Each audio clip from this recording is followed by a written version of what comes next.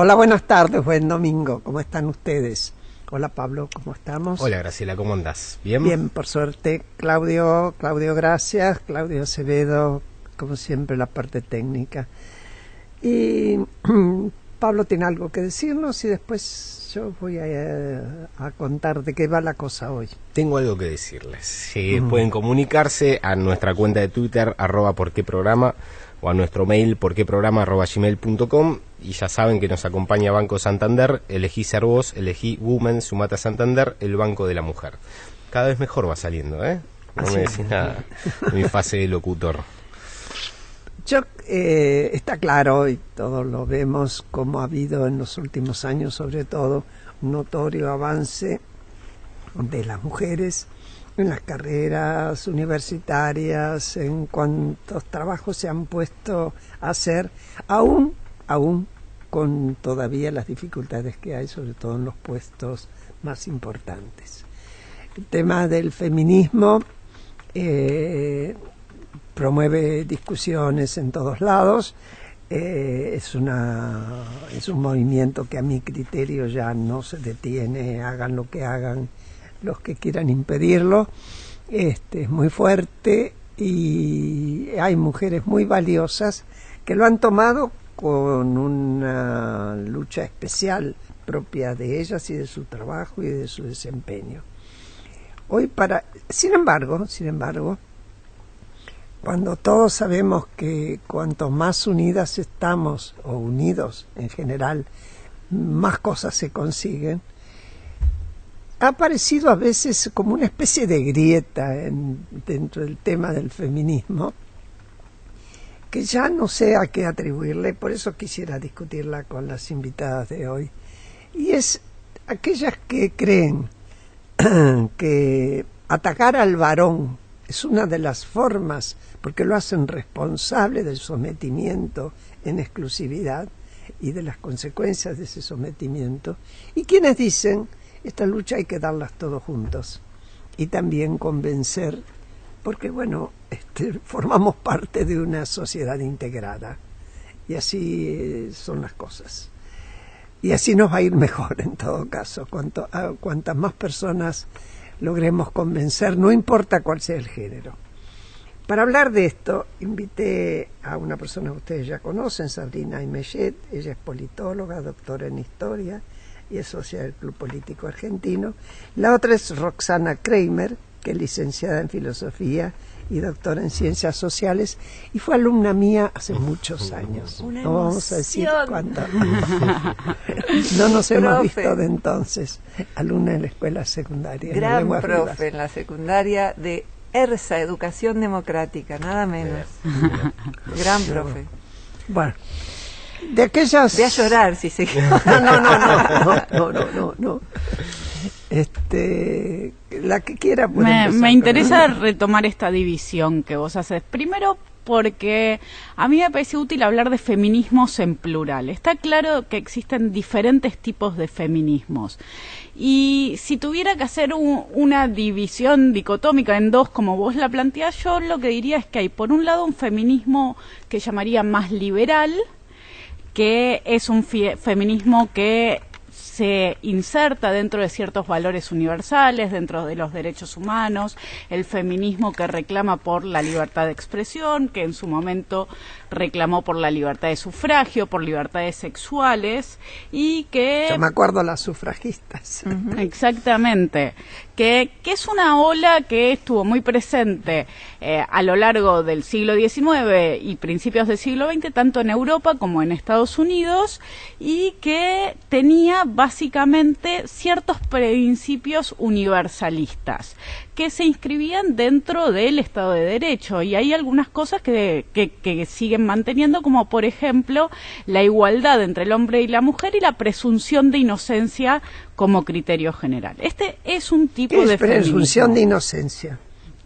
Presunción de inocencia es algo básico de los estados de derecho modernos, en los que se decide que todas las personas son inocentes hasta que se pueda probar que son culpables. Es decir, se presume, se decide que las personas son inocentes. Hay que probar su culpabilidad frente a cualquier hecho, que es algo que el feminismo, seguro a medida que vayamos hablando, una rama del feminismo decide dar vuelta y creer a las víctimas con su solo testimonio, volviendo al acusado culpable de inmediato. Por la sola denuncia. Por la sola denuncia. Pero bueno, retomando en estas dos grandes construcciones de feminismo, uno es el liberal, y el otro es un feminismo que suele denominarse más de género, que es un feminismo que nace teóricamente de formas marxistas, posmodernas, y que parte de esta idea de que las mujeres están subyugadas y que están oprimidas por el patriarcado. El patriarcado es entendido como algo atemporal, como algo transcultural, y los hombres son los opresores. Entonces, a partir de esto, las mujeres son siempre víctimas, no importa qué hagan. Y acá hay, obviamente, cuando nos metemos en este lenguaje, cuando yo digo hay una inspiración marxista en esto, lo que se hace es la lucha de clases, llevarla al mundo de género. Hay opresores y oprimidos, ya no son los dueños de los medios de producción y los proletarios, sino que son los hombres y las mujeres, pero la lógica es la misma. Y esta es una ola que a partir de, diría, los años 80 tuvo mucha influencia y que desde mi punto de vista llega a plantear mundos muy opresivos. ¿Qué decías? Bueno, excelente Roxana. introducción, la de Graciela primero y la de Sabrina después. Comparto cada una de las palabras.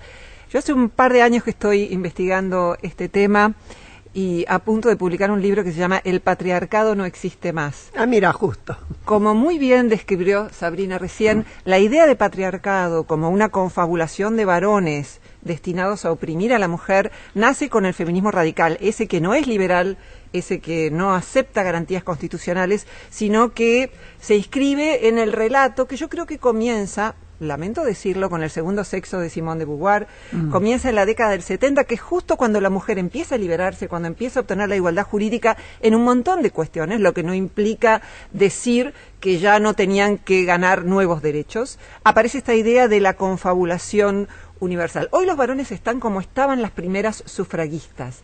Es decir, si a una mujer se le grita puta o se le gritaba puta para descalificarla, hoy se le grita violador al varón para descalificarlo.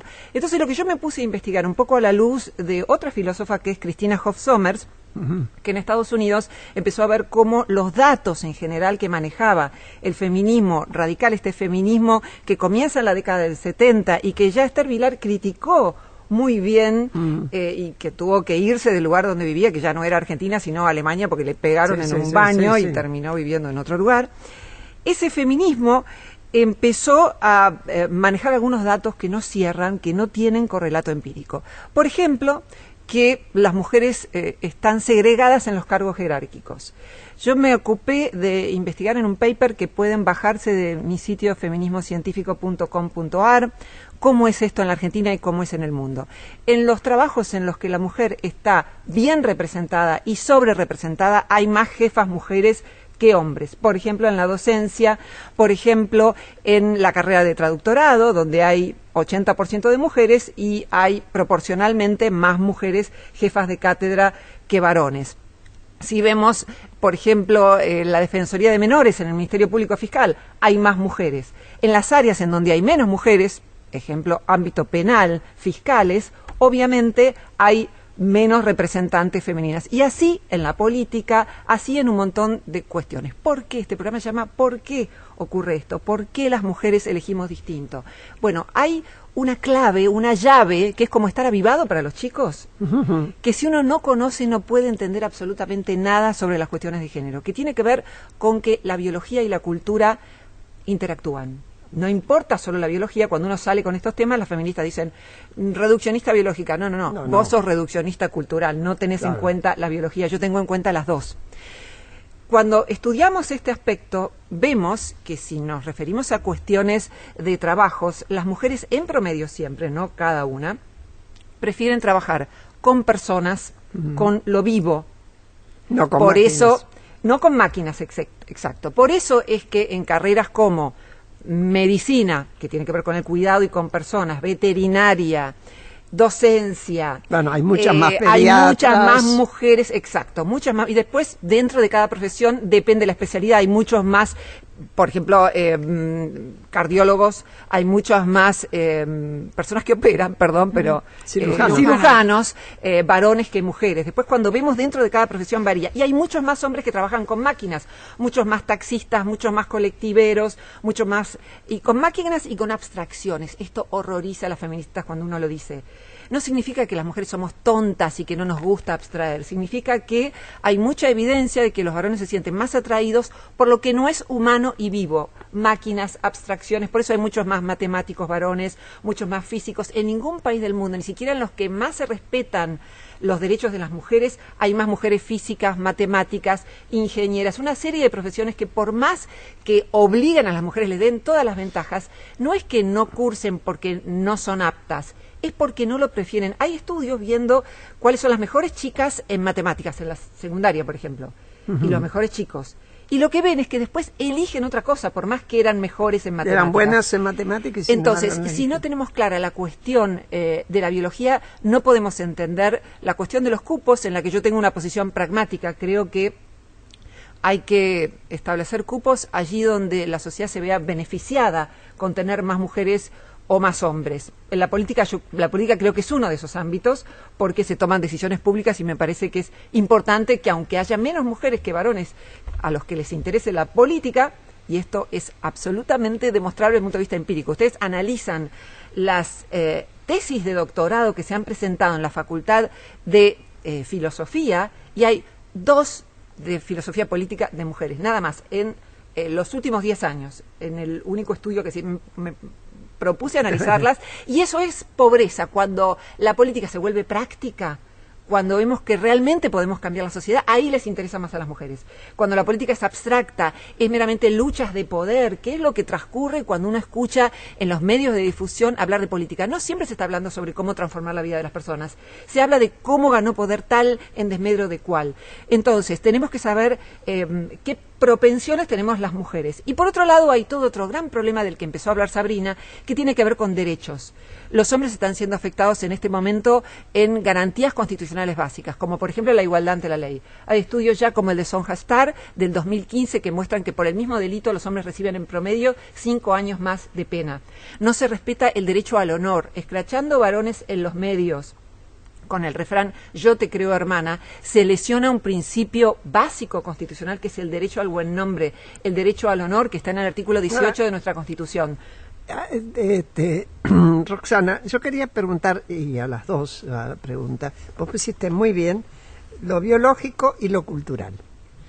Lo biológico, bien, viene con nosotros, lo cultural es lo que vamos adquiriendo en ámbitos.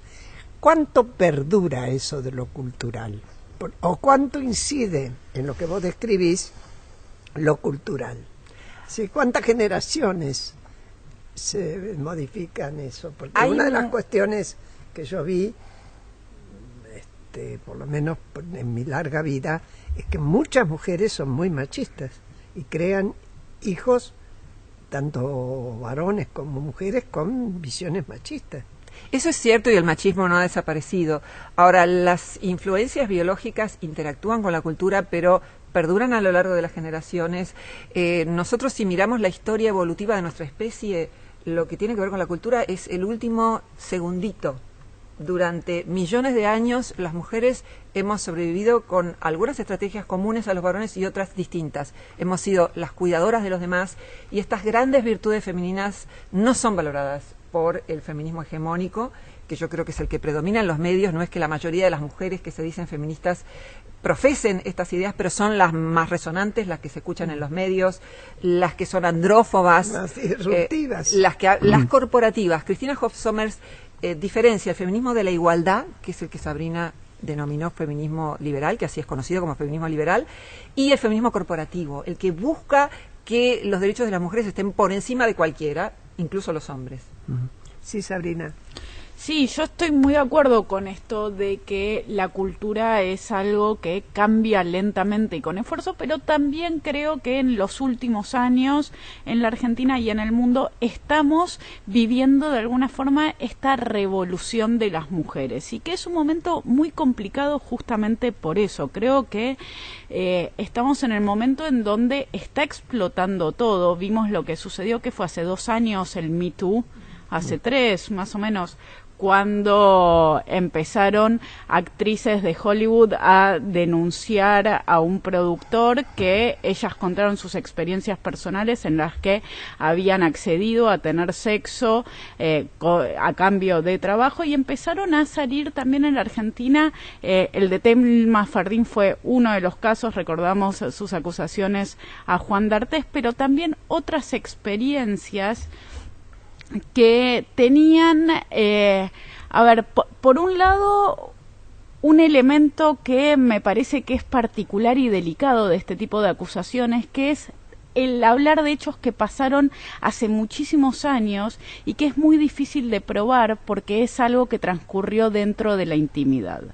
Y creo que en esa revolución que estamos viviendo, en esta necesidad de sacar cosas, en esto que se produjo, de que tantas mujeres de repente se dieron cuenta de que en algún momento de su vida habían sido abusadas, solo que no fueron conscientes por décadas, en esto lo que empezó a ver es también, me parece a mí, un uso muy elástico de la palabra abuso y de la categoría de abusador. Porque la realidad es que las prácticas culturales no hay que justificarlas, pero sí hay que entenderlas dentro de sus épocas, porque los valores que tenían las personas en 1920 no son las mismas que tenemos ahora nosotros actualmente. Pero mira, perdóname, voy a hacer una introducción de un dato que acá en general se desconoce. En la Argentina, la mujer votó por primera vez en 1929. En San Juan, y lo hizo el cantonismo. Sí. En el año 30 hubo un golpe de Estado, no voy a decir que fue por el voto, y ahí se interrumpió. Sí. Pero acá, es decir, la tradición generalmente lo conecta con el voto que... En el peronismo, sí. Peronismo. A mí eso me resulta muy interesante y es de alguna forma muy disruptivo. La primera vez que se votó que votó una mujer en la Argentina fue Julieta Lanteri. Sí, Lanteri, incluso antes, pero bueno, lo sin que estuviera autorizado, lo que ¿no? hizo Julieta Lanteri fue encontrar un hueco a la ley, porque la ley lo que decía, la ley Sáenz Peña en ese momento, lo que decía es que todo aquel que haya hecho el servicio militar obligatorio puede después acceder al voto. Lo que hizo Lanteri fue inscribirse, enrolarse, hacer el servicio militar, y eso después la tuvieron que dejar votar. Lo de la Constitución en San Juan es diferente. El voto femenino es otorgado en San Juan, como vos bien decís, mediante una reforma constitucional. Y lo que a mí me resulta muy interesante, tanto del caso sanjuanino primero, como de la ley de sufragio femenino de 1947 después, es que los argumentos mayoritarios por los cuales se incorpora a la mujer al mundo político no tienen en absoluto que ver con una idea de igualdad entre el hombre y la mujer, igualdad de capacidades e igualdad de derechos. No, lo que se hace es incorporar a la mujer en el mundo político por algo que se denomina maternalismos, características maternalistas, que es esto relacionado al cuidado de los demás, su función de madre, de protectora. Es decir, se cree en una... Se hace ley una cuestión cultural.